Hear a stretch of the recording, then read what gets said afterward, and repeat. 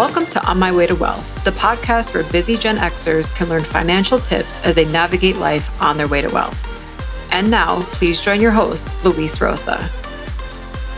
This episode is brought to you by Latin Excellence. Visit latinexcellence.com.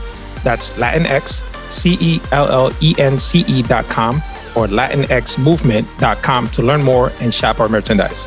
You are excellence. Hello, everyone. Welcome to another episode of On My Way to Wealth. My name is Luis, and I'm your host. Today, I have a very good friend of mine, my brother from another, who I want to introduce you guys to. He is from a small town in Glorieta, New Mexico, Glorieta. Although poor monetarily, he was raised in an environment that was wealthy in traditions, family, and community. His parents were both educators and community leaders and inspired him throughout his life. He learned the value of a hard-earned dollar and the effort and sacrifices to keep it. He's a military veteran, the founder of his own fee-only, flat-fee financial planning firm and investment management firm working in and beyond Santa Fe and Albuquerque, New Mexico. He's also an author and is the creator of the Badass Retirement Podcast. Most importantly, he's a family man, married to the love of his life, Jasmine, and has 3 beautiful children. Bienvenido, Jose. Welcome. Bienvenido. Thank you so much, Luis. This is an honor and a pleasure to be on your podcast, man. It's been pretty cool to follow you over the years, and you're a busy man, my friend. I try, man. But this is certainly long overdue, man. But thank you so much for making out the time.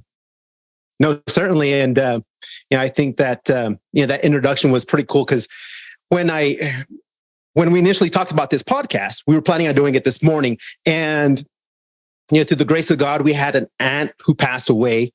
She is my great aunt, 94, had a beautiful, amazing life.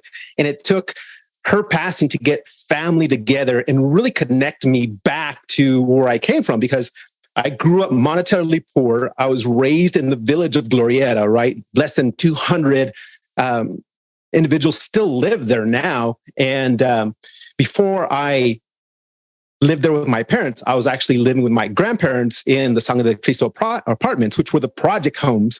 And it was there that I got to spend a lot of time with this aunt that passed away. So just kind of full circle here, listening to that introduction. I appreciate that. And again, it's an honor to be here.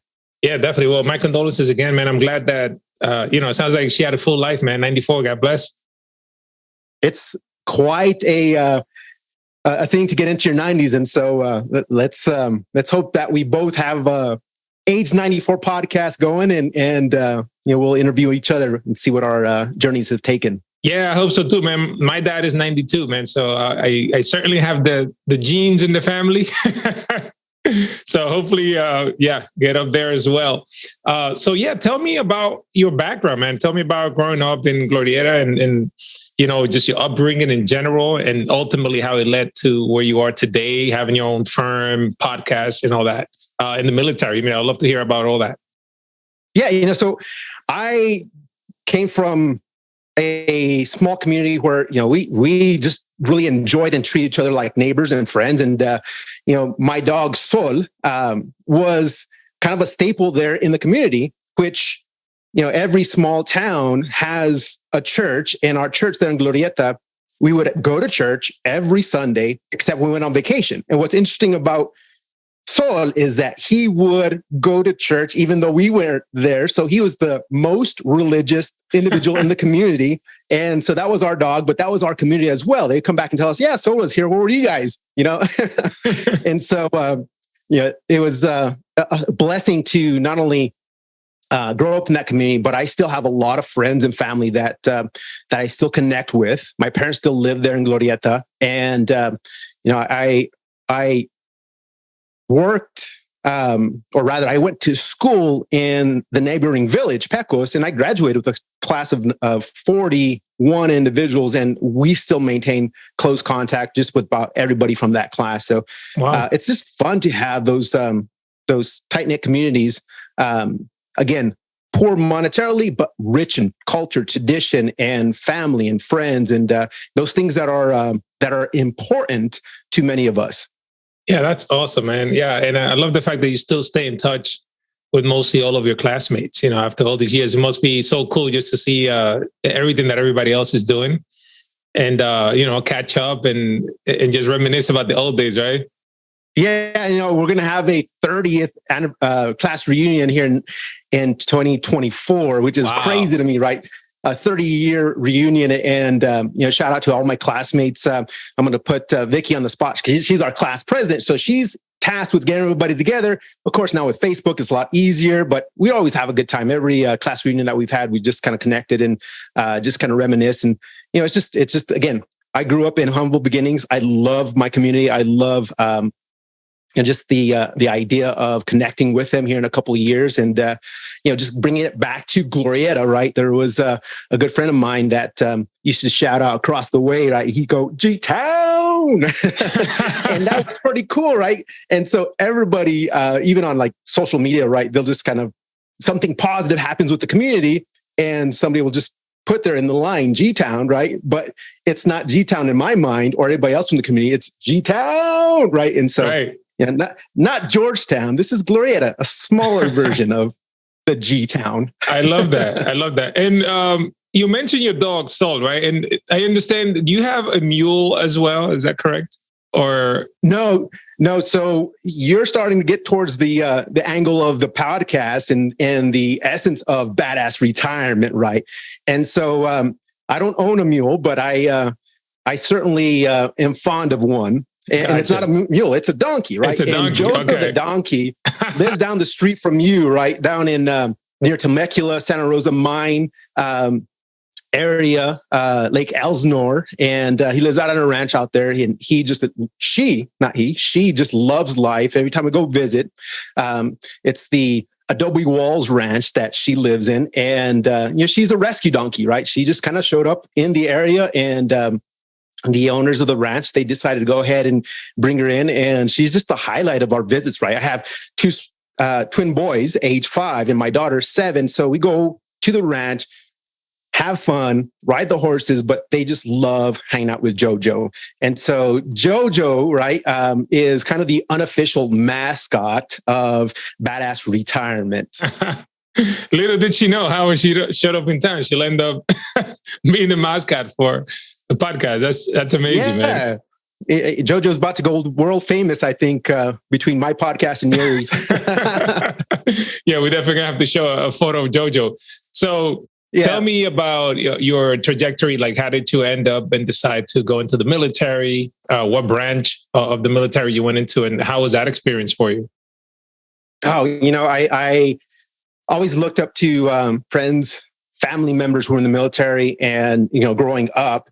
And they didn't think my parents would let me go, really. And I just went to a recruiter and signed up and let them know that I was going to the military. But it was really a kind of a combination, right? So I have a learning disability, very slight learning disability. It's related to dyslexia. And so I was a great student, right? And both my parents, being educators, made sure I was a great student. And with that, it still didn't come easy to me, right? I was able to get through high school. Out of 41, I graduated, I think, 10th or 11th out of my class, right? So let that be what it is, right? Nice. Number 10, number 11, I don't know. But nonetheless, I tried to do the college thing, right? Went to the community college there in Santa Fe, and I got through one semester, Luis, with a straight A, because I dropped all my other classes and kept the guitar class. Right? I just couldn't do the English course. I just really wasn't able to get a good handle on this new college realm. And, so I knew I had to find something else. And so I looked into the military, and I went into the Air Force after the kind of looking at all the different branches. I thought, the Air Force was best for me, and had the kind of the direction I wanted to go. They tested me, right, as they do everybody else. Everybody in the military gets tested to see what they're best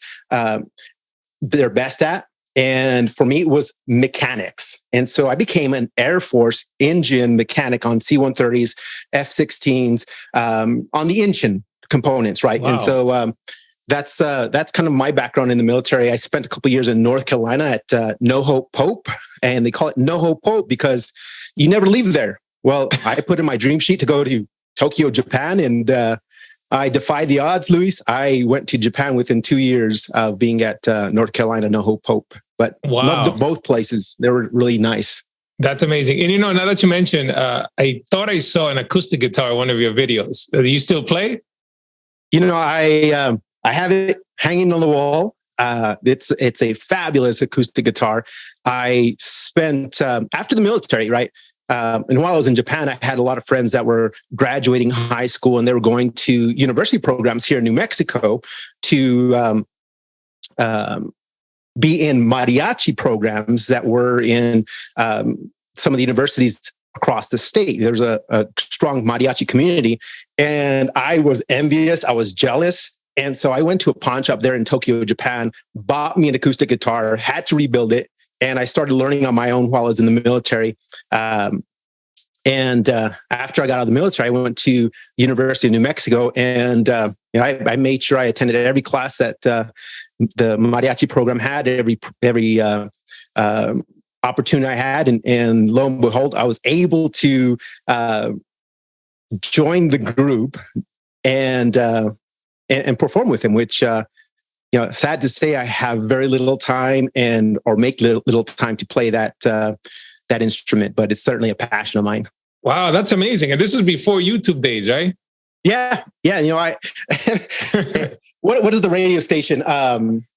89.1 here in Albuquerque, New Mexico, right? On Saturday mornings, they have local New Mexico music. And so when I would come home from the military, I would record Saturday morning radio on 89.1, and the old tape that we would have, right? I would replay that, try and learn the guitar on that, and just kind of go over and over, rewind, play, that type of thing. And that's kind of how I learned, man. It was not YouTube, but it worked for me. Wow, that's pretty cool, man.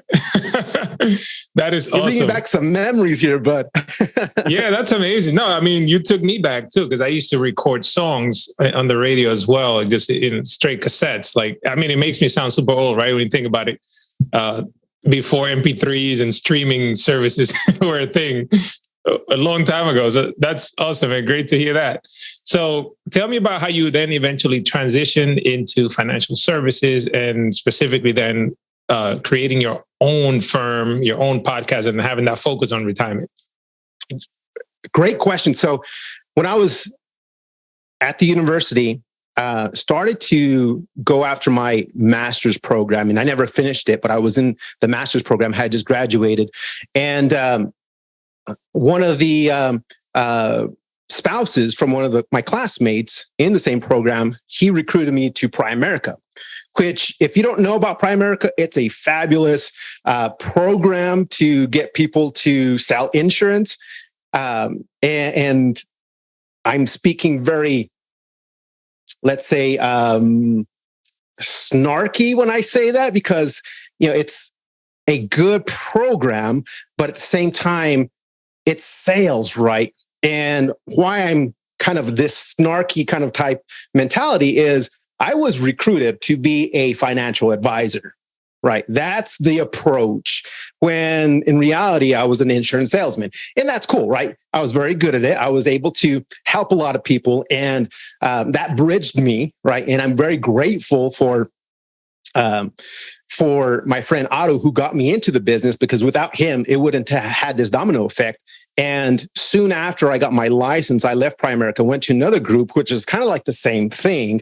And I kept on having this thirst for becoming a financial planner, a financial advisor, right? Not this salesperson, which is kind of how the industry existed, right? So whether it's a mutual company, a Primerica, A.L. Williams, whatever it is, it really doesn't matter, because that's the way the system is done, right? It's, tell me about your 200 closest people that you know, and let's go ahead and talk to them about financial XYZ, and let's lead with a product, and then we'll do the planning afterwards. When in reality, I think now you and I are both certified financial planners, it's the opposite. It's the way it should be. Planning first, product right? It's like going to the doctor. You get diagnosed and then you get a prescription. You don't get a prescription first, right? And so it's a great analogy.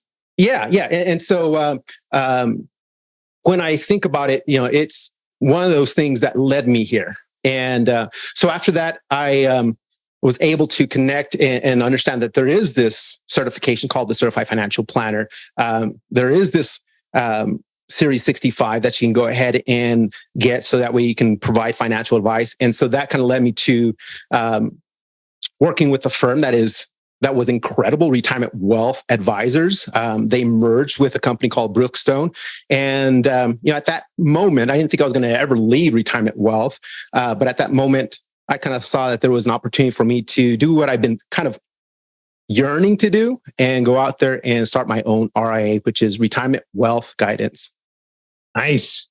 I love that. So tell me a little bit about what did you see growing up in terms of people in the community and how they retired? Because I would imagine, since you've been there for so long and you have family members and such ties to the community, you got to witness some people that eventually made it to that phase in their life. Was there anything from there that you kind of inspired you to work with people in retirement, or certain things that you felt like, hey, man, I could help people with this particular phase of their life? Yeah, no. So I think that a lot of people here in my neck of the woods, they work for federal government, local government, municipalities, railroad, right? And so a lot of them have pensions, right? It's not very common, but around here it's a little bit more common, I think, than some other areas. And so that comes with a unique dynamic, right? How do I, what option do I choose, and how do I best choose it? What do I need to think about? And so a lot of those questions, I think, really have consequences when we don't think things out. And so I really saw a need to just really be an educator, right? Be like my parents, be like the strong individuals in my community, which, I look up to them. I looked up to them back then, and a lot of them, they served in the church as a mayordomo. They were a steward of the church, steward of the money that was brought in through collections and so forth. And so that mentality, I thought, just really resonated strongly with me. And I bring that to this concept of financial planning. Yeah, I love that. Yeah, because people definitely need somebody to be looking out after their best interest, because they are good at what they do, right? They went and worked for another company and they did what they did best. They were focused on their career, their family, but they don't necessarily have the tools or the guidance from somebody like yourself that's going to then lead them into the next phase of their lives. So speaking of retirement, just wanted to, on a very broad level, kind of talk about some of the main things that, like, when you're working with clients, you want to make sure that they touch on, maybe milestones to be aware of and things like that, to kind of like, what are some of the basics when people are planning for retirement that you feel like they should have as a solid structure? Yeah, man. Let's call these the sexy 7, right? So, I think having a few basic things that you can start thinking about if you're in your 50s and looking towards retirement, or even if you're 60s and maybe already retired, but you're kind of in this still planning stage, right? The thing about retirement, 2 things, Luis, that you and I both know, but maybe the audience doesn't, is number 1, retirement isn't always a specific day, right? It's a process, not an event. It's a phase, right? You're going to have phases of retirement. You're going to leave the workforce, maybe go join another one, and then you're going to claim Social Security. And there's all these important dates that are going to be in this timeline. So that's number 1. Number 2, that is really important to understand, is that every financial plan that I've ever done, every financial plan that you've ever done, every financial plan that has ever been done from any financial planner out there, the only thing that we know to be true is that the plan is wrong, right? And that doesn't sound very good from a financial professional saying that, but it's wrong because tax laws change, our goals change, so much changes along the way. Our goal isn't to be precisely right. It's almost impossible to be precisely right. Our goal, rather, is to be able to course correct along the way, so that way we can go and have and continue this confidence that we want with a financial plan, that we want in retirement. So those 2 things, I think, are really important to understand as individuals. Yeah, it's kind of like when people are flying, right? Like pilots, like the plane is probably off course most of the time, and you have to make adjustments for weather and all kinds of stuff. It's not a one and done thing. You can't just put it on autopilot from the start. Exactly. Yeah, that's a great analogy to kind of reflect why we need a course correct, right? It's just those things that change that we can't predict, or that we don't know exactly when it's going to hit, right?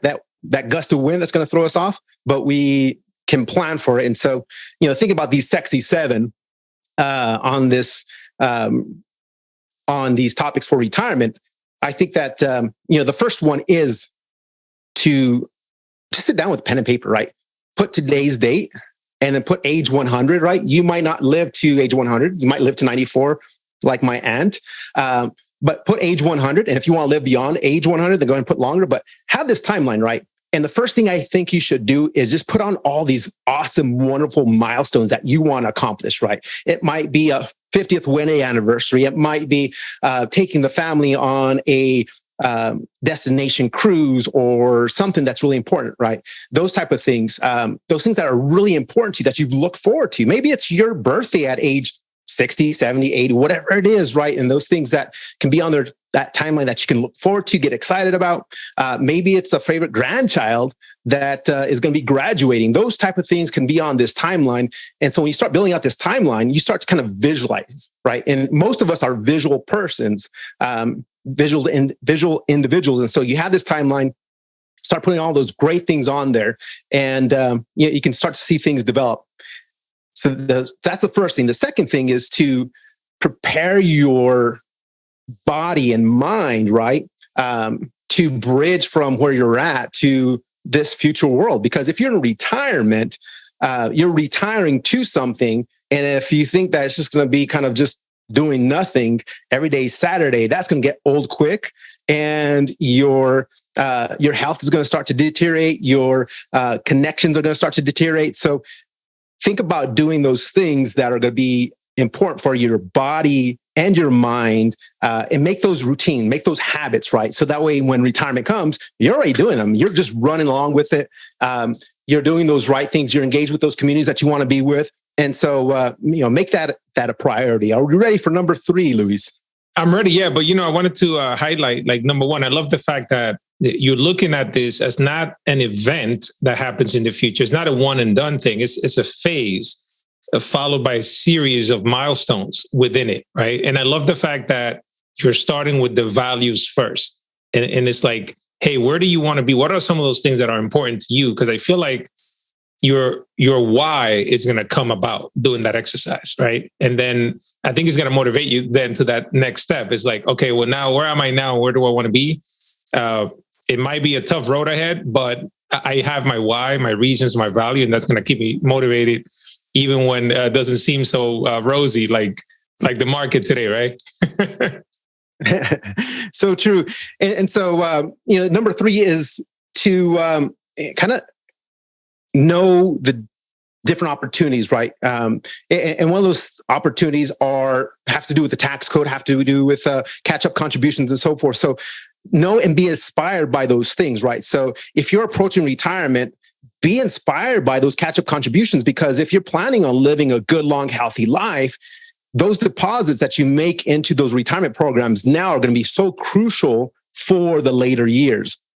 And so, you think about catch-up contributions starting at age 55, the HSA contributions, if you're eligible for one, those type of things I think are so important to champion, and be a little bit fearless about making contributions for your future self.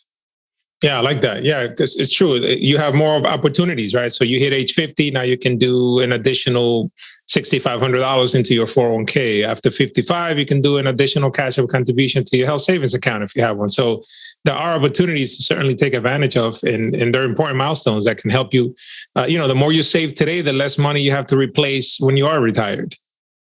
Yeah, you think about that for a married couple, right? 20,500 plus the 6,500, 27,000 times 2, right? If you're married, that's a lot of money that you can start pushing away at age 55 if you're eligible and able to do it. And so we're not talking about small change here. That's pretty significant. And so doing those small things, do the right things long enough, and those are one of the right things is contribute to your retirement, are going to benefit you along the way. The next one, number 4, is to consider, right, in this timeline, you're going to start thinking about your numbers, your income, Social Security, and all that stuff. And what you're going to notice is these income gaps, right? So know the income gaps, right? And start planning for those income gaps. And that's where a certified financial planner like yourself can help. You can start thinking about where to best pull money from. And, certainly those things help along the way. So that's number 4. Number 5 on this, Luis, is I think so crucial, right? Because a lot of times when we're thinking about retirement and, the market volatility like we've had lately, as you get closer to retirement, you're a little bit more sensitive to the ups and downs of the market.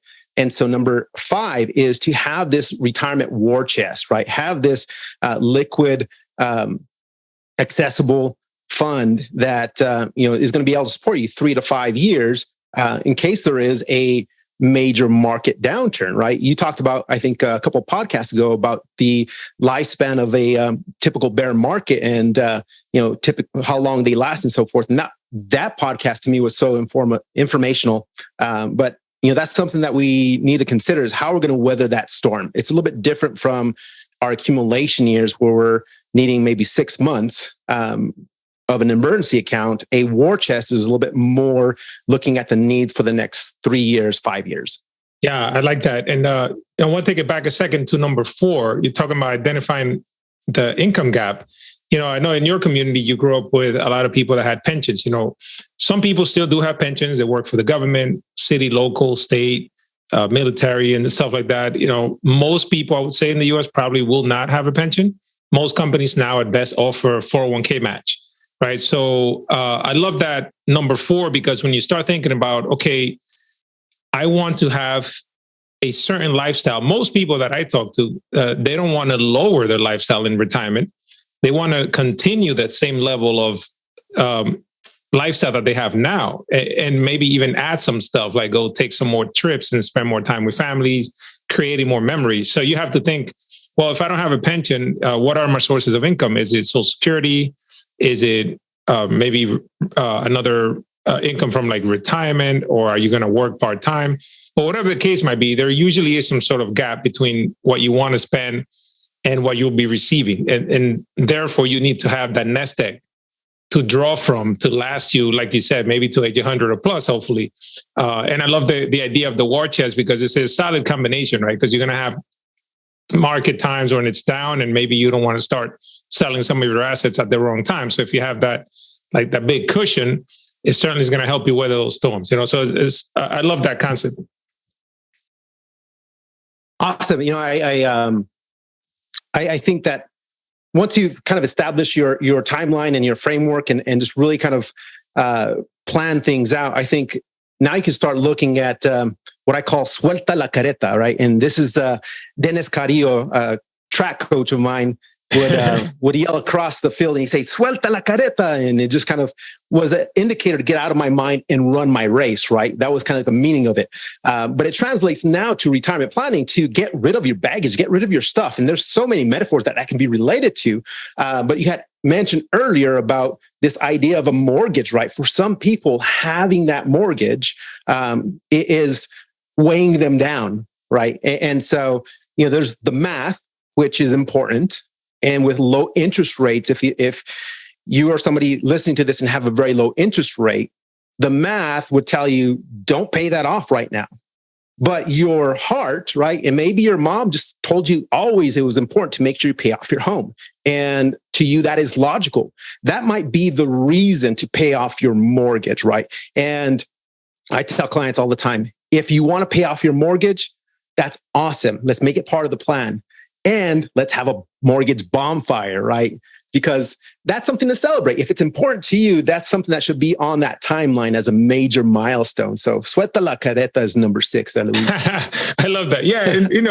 And I love the fact that you said, if it's important to you, because a lot of the times, and this is something that we do in our practices is, and I notice from what you're saying is you really take into account people's values, not just the numbers. Because sometimes, when you look at the math, yeah, it might make more sense to do XYZ, but if your heart's not in it, maybe option B is better, even if it's not financially the most sound decision when you throw the book at it, right? So I love that too, because I've been there where a client is like, well, I want to pay my mortgage off. And I've also been like, well, let's take a look at that, right? Here's the alternative. Here's what it might look like to not pay your mortgage off. And if they still want to go ahead and pay the mortgage off, then that's what we're going to do, right? And we're going to do that, maybe even go more aggressive towards it than they were thinking of initially, right? Because you don't want to get stuck in the middle. It's like you're either all in or are you going to just let it ride, Right? So I really like that whole values component to it. Yeah, it's certainly, I think that making sure that we understand and know the importance of decisions for clients is crucial, and it makes us extremely valuable, right? A robo investment approach cannot give that to you, right? They cannot understand the relationship that you have with money growing up, or with your experience with money and what it means to you. And in this case, right, paying off your mortgage might be something that is significant enough that it needs to be a higher priority. With that said, number 7 on this list I have is to begin with the end in mind. And the right time, right, and that's a Stephen Covey quote, but the right time, in my view, to do estate planning is when things are good, right? Not when things have turned south, your health has caused you to go ahead and start thinking about the end of life, but right now when things are good, do the estate planning. And when we think about estate planning, you talked about this on your podcast, right? You thought it was only for people that had estates, right? And most people that we grew up with don't have these large estates. And so, the estate planning components, the 4, 5, 6 documents that come with it, the ones that are most important are the ones that help us or help others help us while we're living, right? Those documents that allow other people to advocate for us while we're living are the most important documents in that whole thing, because without them, you're not giving somebody the opportunity to help you get better. And so do the estate planning. It's super impactful, super important, and it's got to be on your list. Yeah, I always tell people there are so many things that are not even money related necessarily. Like if you have minor children, for example, you want to designate a legal guardian for those kids. You don't want to wait till you pass, unfortunately, let's say, because a lot of couples take vacations together, right? It's unfortunate, but it does happen where, there's an accident or something that you don't want a court deciding who takes care of your kids. COVID and the pandemic had put a lot of that into perspective with people that were incapacitated for a while. You want to have somebody like your spouse to have a power of attorney and medical directives. All that stuff is not fun stuff you want to talk about. But like you said, you want to do that when you are of sound mind and you're able to. It's like the best time to plant a tree was 100 years ago, but the second best time is today. Right. So if you're able to have those uncomfortable conversations, I went through that process with my wife. We sat down with her estate planning attorney. He was on my podcast as well. And we did, everything, man, the powers of attorney, living will, set up a trust. All that stuff. It's important. Another thing too, especially for our younger members of the audience, your digital estate, your social media, access to your accounts, right? In case something does happen to you, people can access those things and keep that legacy account alive. I always tell people this, especially for couples. Also, there's usually one person in a couple that handles all the transactions, the money they log into the accounts, pay the bills, and so on. And sometimes I find that the other person just has no idea how to access anything. And I hear other advisors say this too. Like sometimes they've seen, say the husband passed away and the wife just had no idea what was going on, like what accounts, where, what companies, nothing, not even how to log in to pay the mortgage, right? So that's super important, So one thing I started talking to my clients about was just using one of those like password sharing apps where you can have the other person, even if they're not actively doing it every month, but at least be able to know exactly where to go, what to access, and have all the passwords, because to just provide that continuity, right? they're going to be in such a, much better place if something were to happen, if they can just continue on and know exactly where to go. So it's super important to do some estate planning as well. Even if you don't think you're super rich, you have an estate. So there is some planning still to be done, even if it's not a lot of money related stuff. That's a very important topic, right? The digital estate you talked about for a younger audience, but the younger audience also has to deal with parents who maybe are a little bit reluctant to do that as well, right? And so they're kind of sandwiched into this, like, well, how do I help somebody advocate for themselves? Because everybody pretty much has to do their bill pay and all the stuff online, right? And everybody's going paperless, and so just knowing that this digital estate exists is half the battle. The other part of the battle, the important part, is doing something about it. And so that's a great tip to mention on this podcast and to remind people of. Yeah, absolutely, man. I love how you have it down to the sexy 7. That's pretty cool. I really like that because it's something that everybody can follow, right? And just kind of, and not all of it is super complicated, right? It's like just sit down, step 1, put it on paper, draw that line from here to 100. What's important to you? What do you see yourself accomplishing? Wedding anniversaries, right? I mean, that stuff just motivates you too, right? And it just keeps you more, just building that habit as you reach your goals, because sometimes you're not going to be motivated, but just having a strong why is so important to the foundation of reaching retirement and staying in that phase in the way that you wanted to, right? So I love how you have it down to the sexy 7. No, thank you. I think the idea of making things edgy, right? Badass retirement, sexy 7, those type of things. As a minority advisor, as an individual, very few of us are certified financial planners like you, myself. Being able to let people know that we exist and that we're fun and that we have a way to communicate these nerdy topics, I think is something that we should continue to do, to advocate for, and to champion. So thank you for letting me share that with your audience. Yeah, absolutely, man. Tell me, speaking of, badass retirement, tell us about the podcast. So badass, right? And I'm so glad that you asked, because you asked a little bit about Jojo the donkey. Here's the reality, right? A lot of people who I serve and I work with, they're a lot like me, right? We're stubborn, right? We procrastinate. And so, a lot of those things are very parallel to my image of a donkey, right? Just not wanting to budge, stuck in his way until he's ready.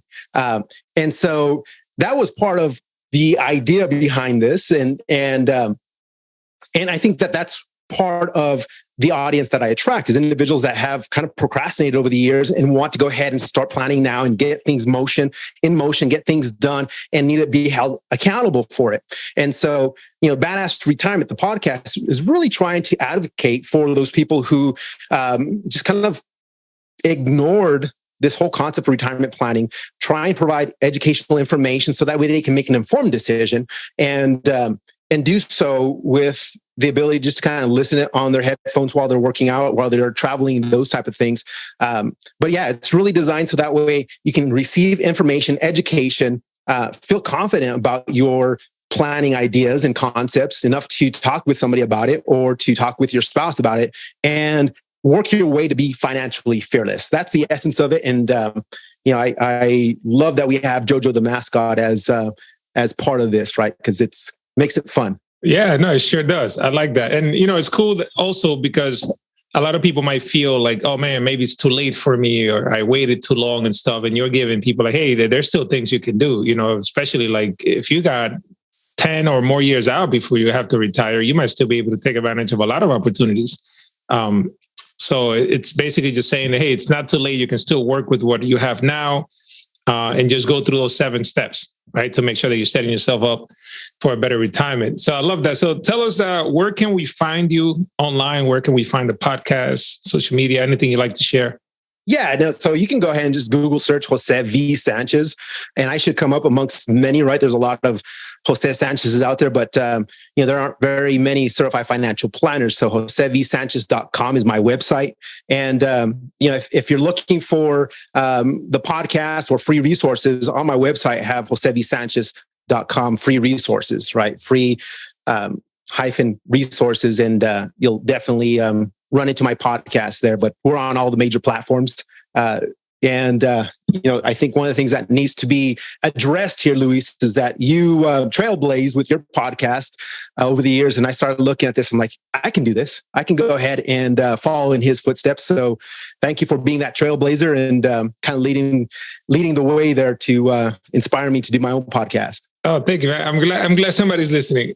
There's a lot of people listening, man. I think appreciate that. The downloads that you have are incredible and continue to blossom. So one day I will get there, but without a doubt, man. It's not a matter of if, it's just a matter of when, for sure. That's so true. There's Jose Alfredo Jimenez, right? Going back to mariachi conversation and that time in my life, the quote that I always remember about him, right? And it relates so much to financial planning is, no es que sabes llegar. No. I'm sorry. Let me back up. No es que llegar primero, pero hay que saber llegar, right? The quote from El Rey. And so it's not knowing if you get there first, it's knowing that you're going to get there. No es que llegar primero, it's que saber llegar is the quote. Gotcha. I'm not sure if I said that correctly the first time. No, I gotcha. Yeah, so it's basically, it's the priority is not being first necessarily, just making sure you do get there ultimately. Yeah. So tell us, what is your favorite food? Oh, that's an easy question. And my kids will love this, right? Because I champion tortillas, right? And, I think for most people, when you think about tortillas, you're thinking about the flour tortillas that grandma used to make or that you buy at the store or whatever. I absolutely love corn tortillas over flour tortillas, especially, right, if you're going to eat huevos rancheros, which is corn tortillas, never flour, right? But never flour, yeah. And so, with chili topped with cheese and onions and just all the works and everything, just so scrumptious, right? So those tortillas, I love, but I'm not so passionate about the flour tortillas. But even the Spanish tortillas, right? It's like this omelet that is amazing. And so, champion the word of tortillas is my favorite food. Absolutely. Gotcha. I love that. And are the corn ones that you have hard or soft? I think that the best tacos are made with crunchy corn tortillas. Using soft tortillas, and that's arguable, right? Because I've had some of the best tacos with the corn soft tortillas, right? That are, you and I think about street tacos, right? And sometimes they're crunchy, sometimes they're not, right? So it doesn't matter, right? That's like a tough question that I think it's heads or tails, right? Right. I'm sure there's people in both camps, Yeah, and that's like the state question for New Mexico is red or green chili, right? And for me, I can't decide on which one's better, but I can tell you which one I prefer with what meal and which one I don't, right? And my example for you with the flour versus corn, that having a huevos rancheros, it's got to be corn. Gotcha. Yeah, I think that there's probably a never-ending debate among people, for sure. Yeah, I went to Cabo San Lucas once, and I actually just had both, and same thing with the sauces. I was like, you want red or green? I was like, just throw them all in there, man. Christmas. Yeah, Christmas, man. I don't discriminate, So thank you so much, Jose, for being here. This is a pleasure, man. I wanted to ask you, as a question I always ask my guests, if you were in a short elevator ride with somebody, it's going to probably be 30 seconds, right? Or something like that. They're never going to see you again. They don't know your name or your podcast or your website. What is something you would like for them to just share? Like if they ask you, hey, man, what have you learned from this life? Anything that you wouldn't just, words of wisdom you want to pass down, what would you tell them? The positive always gets more than the negative. The positive always gets more than the negative, right? And when we think about that, think about the people that you enjoy being with. They're positive people. They're not negative. Think about everything that has been eventful in your life that brought you joy, that brought you passion, that brought you something that inspired you, it's always had a positive notion to it, or it formed a positive notion, right? It brought you from where you're at to move the needle in the right direction. So the positive always gets more than the negative. Don't let yourself or other people's bring you down, right? Just keep positive and good things will happen. Gotcha. Yeah. And sometimes there's something positive that comes out of something negative that maybe you don't see at the time, right? Because you're going through a tough time, but there's probably a lesson there at the very least, right? Love Absolutely. It, man. Well, thank you so much, man. Everyone, thank you for tuning in. If you want to learn more about Jose, go to josevsanchez.com and learn about his podcast, Badass Retirement, and everything he's got cooking. We didn't even get to talk about the books, but in the resources area, you'll find his books as well. So, yeah, you can find all that information there. But it was an honor and a pleasure, and keep keeping busy, Luis, and keep trailblazing, man. We appreciate what you do. Thank you, Jose. Well, thank you everyone for tuning in. As always, if you have any questions, send an email, luis@onmywaytowealth.com, and we'll see you in the next episode. Thank you for listening to On My Way to Wealth. If you have any questions, please send me an email at luis@onmywaytowealth.com. The information provided here is for information and education purposes only. The opinions expressed herein are solely those of myself, unless otherwise specifically cited.